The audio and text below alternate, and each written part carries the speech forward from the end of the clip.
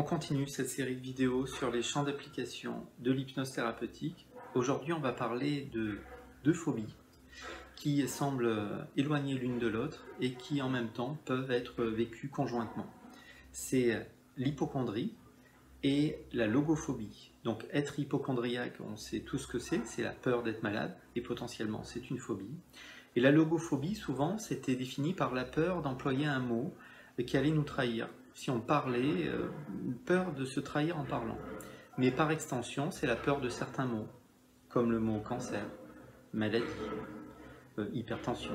En fait, c'est tout le vocabulaire qui tourne autour de la santé, qui potentiellement peut être un élément logophobe. Donc, lorsqu'on souffre d'hypocondrie, voilà, lorsqu'on est hypocondriaque, il y a plusieurs cas de figure. Soit il y a eu une maladie, et donc j'ai peur d'être malade de nouveau. Soit je vis une anxiété autour de la santé, et je ne sais pas vraiment quand ça a commencé, si ça a commencé à l'adolescence, mais c'est là en tout cas. Et c'est potentiellement certains mots. Alors c'est certains mots qui sont soit prononcés, soit écrits, soit le simple fait d'y penser.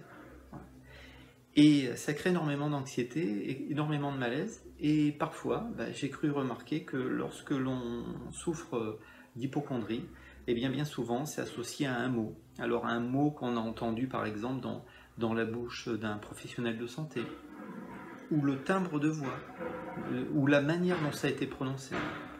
Et en fait c'est tout ça qui crée le malaise. Alors pour revenir à l'hypocondrie, lorsqu'on est hypocondriaque, finalement, il y a aussi parfois des images qui sont associées à ces fameux mots logophobes. Concrètement, c'est simple. Si je vous dis ce soir à 8h, je vais faire un tennis, vous êtes à deux doigts de me voir en train de faire un tennis. Si, en revanche, le mot cancer est associé pour vous à des images liées à votre propre santé ou liées à des opérations, c'est un véritable cauchemar en fait. Et c'est dur à quelque part de remettre en cause ces croyances qui tournent autour de l'hypocondrie tant qu'on vit dans un cauchemar. Donc les croyances, c'est toutes ces pensées que l'on remue sans cesse autour de notre santé quand on est hypocondriaque. Et comme on est dans un cauchemar et que le niveau d'anxiété est très élevé, eh bien de toute façon on vit une situation qui est irrationnelle.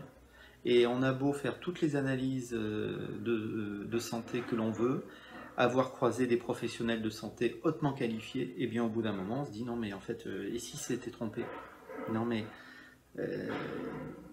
je sais pas, je me sens malade. Donc souvent on est rassuré quelques heures, et puis après lentement ça commence à aller mal. Voilà. Et parfois on ne peut pas s'empêcher de soit aller regarder sur internet de nouveau qu'est-ce qu'on ressent. Encore une fois, ça aussi c'est un piège à quelque part. C'est pas parce qu'on a un ressenti un petit peu désagréable dans le corps qu'on est malade. Et souvent, quand on est hypocondriaque, eh bien on s'observe un peu trop. Au lieu de vivre, eh bien simplement on est juste dans le ressenti. C'est peut-être normal que, eh bien, au niveau physique, il y ait des moments où on se sente mieux que d'autres. Sinon, on serait peut-être tout simplement des robots. Mais à quelque part, tous ces propos que je tiens, tant qu'on a une phobie, eh bien quelque part, on ne peut pas être raisonné. Voilà. Une peur est quelque chose d'irrationnel, et plus elle est importante, moins on arrive à être rassuré par des propos rationnels. Et c'est là où l'hypnose peut potentiellement nous aider. C'est un état qu'on peut voir comme un état un peu augmenté de conscience, voilà, certains le définissent comme ça. En tout cas, c'est un état qui va nous permettre d'aller voir en toute sécurité certains moments, alors certains moments difficiles de votre vie si vous avez été malade, ou certaines images que vous êtes fait concernant la maladie, certains mots que vous allez pouvoir déconstruire, on revient sur la logophobie. Bref, en fait, encore une fois, il faut individualiser le travail, et puis il faut se sentir prêt à faire évoluer les choses. Parfois c'est notre entourage qui voudrait qu'on aille mieux, et pourtant c'est intimement personnel. Si vous en avez marre, si vous avez envie de passer à autre chose maintenant, et bien encore une fois, l'hypnose fait partie de ces approches qui peuvent éventuellement vous aider. Et c'est vrai que l'hypnose, parfois, encore une fois, donne des résultats importants. rapidement. Pas toujours, bien sûr, mais c'est possible. Donc voilà, c'est important. J'avais pas vu là sur Internet, j'avais pas vu qu'on pouvait éventuellement regarder que, eh bien, la peur d'être malade, la phobie, l'hypocondrie pouvait être soutenue par la logophobie. Voilà. Prenez soin de vous.